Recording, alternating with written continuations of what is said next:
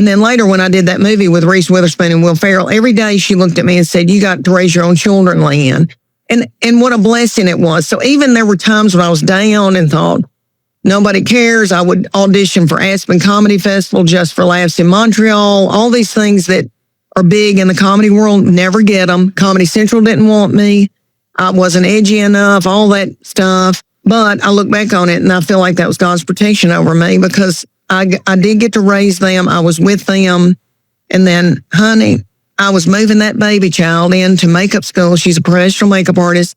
She went to school in New York, in Manhattan. Your daughter, Tess. My baby, Tess. And he says now she's my caregiver. She's with me all the time. Said I did not sign up for that. But anyway, I felt very desperate. I cried to Chuck Morgan a few months before that, and I said, nothing's happening. I had done a special for Dry Bar. I'd got millions of views. It was not selling tickets. It did not transfer to ticket sales. I was doing horrible gigs where I'd have to ride in an Uber with a boy high on marijuana and then stay in a country inn on the side of the interstate. And thought, what am I doing? I mean, by then I was like 51 or something. And I thought, I don't want to live like this. This is not going well. And I cried to him and said, I'm going to open up a hardware store. And because I can dazzle in a hardware store and I can get a cheese wheel. And he said, you've lost your mind, Leanne. And so I'd always admired Jim Gaffigan, Nate Bargatze. Nate Bargatze is a good friend of mine. He's about a year and a half ahead of me in this career we have. And I saw they had social media people. And this was years ago when a lot of comedians didn't have it. And I thought, what are they doing? I want to be like them. I want to be in those theaters. And so I hired these social media guys. They put out a couple of videos. One was about taking Chuck Morgan to go see Def Leppard and how everybody had plantar fasciitis and looked sick. And that went viral. And I knew something was happening. I could see it being shared thousands of times. And I thought, something is happening. And I said it to my family. I said, I think something is happening. And they all said, shut up, the Uber's here. Everybody was stressed out. And we got to move her into an apartment in New York. We were like the Beverly Hillbillies up there. And yeah, I started selling out all over the United States. And it's just like somebody turned a light on in a room. And it was crazy. I look back, there were people out in LA that gave me television deals that believed in me. Nick at Night, TV Land, Warner Brothers, ABC. I mean, there were several, people that thought I had something, but, it just wasn't in the cards for that to pan out at the time. And then little Reese Witherspoon, I met her. She doesn't remember meeting me at a CMA after party at Brooks and Dunn, Ronnie's house. My friend Hugh Hauser invited me to go. I was nobody. Nobody knew who I was. I tried to dress up and look like I was a country music star. I go to this party. Little Reese Witherspoon's there. I look into her eyes and I said, my mama had a stroke at Vanderbilt. I just said it because she had just been sick. I'd been going back and forth and taking care of my little mama. It was a bad stroke. And she went, what? And held on to me and looked into my eyes. What do you mean your mama's sick? And we held on to each other. And then COVID hit right after that. And she started watching my stuff and sending it to her friends.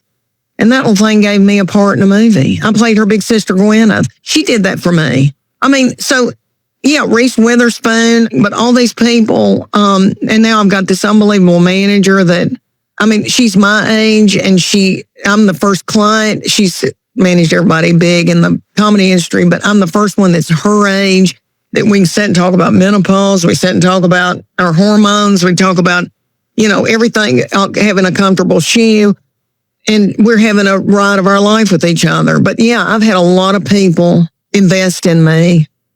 No, I feel like a queen. I feel like that made me stand out above. Nobody was talking about menopause on Netflix. I didn't know it. I just, tell what's going on in my life. And I was talking about perimenopause, and I've had more people come up to me and go, oh, my husband finally gets it when you said that. And men have said that to me. I feel very good about it. But I've always loved that. And I told you I had a nurse practitioner who saved my life. Mm-hmm. I was in a horrible perimenopause. Then we did a little podcast together. I've always been interested in women's health because I love being pregnant. When you're with your girlfriends, you're all talking about, well, I had a C-section and all that. I love talking about that. And then menopause was like another thing that you could bond with people over. They've all told me to lean into it.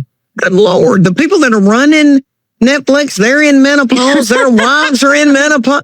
You know, I went to a party with Amy Griffin, beautiful Amy Griffin, and come out with her book. Yeah. And went to this beautiful party in Beverly Hills. Everybody was showing each other their estrogen patch. I saw people's private part. That's why this podcast is going to blow up. Everybody wants to know and nobody knows, and everybody's trying to figure it out. And you're the GOAT. You're like Mike Tyson. I just talked to little Kelly Ripa, and she said, Leanne, I felt seen. When I hear you, I feel seen. When you talk about all these things that everybody wants to talk about, and they feel like they can or whatever, which she's very open. She talks about it. But she said, you make me feel seen. And I thought that was so sweet. And I'm just over here talking out of my head. But I mean it, though, you know. But I do. I'm very interested in that. And when we met at G9, and I saw you on that panel and everything you said, I started telling everybody, you need to be listening to her. You need to get this book. Because, you know, really, nobody knows what in the world to do. And you do. Mm-hmm. And honey, I've been out here telling it, but nobody listens to a comedian. She was on estrogen for a while, and they took her off of it because they were worried about that breast cancer study. And I remember my little precious mama, Lucille, who's 81, who is a light. If you want to talk to and be with somebody fun, it's her. But she came home from working in that meat house and would be in that cold weather and did manual labor and did the counting and all that. She's brilliant. She would come home. Me and my sister would be sitting up with a towel on her head, deep conditioning it, maybe dusting because she didn't like a dirty house. My mama, I would be just sitting there, didn't help do a thing. And I remember Mama taking out the garbage and saying, this smells like SHIT. There was never a language in our house.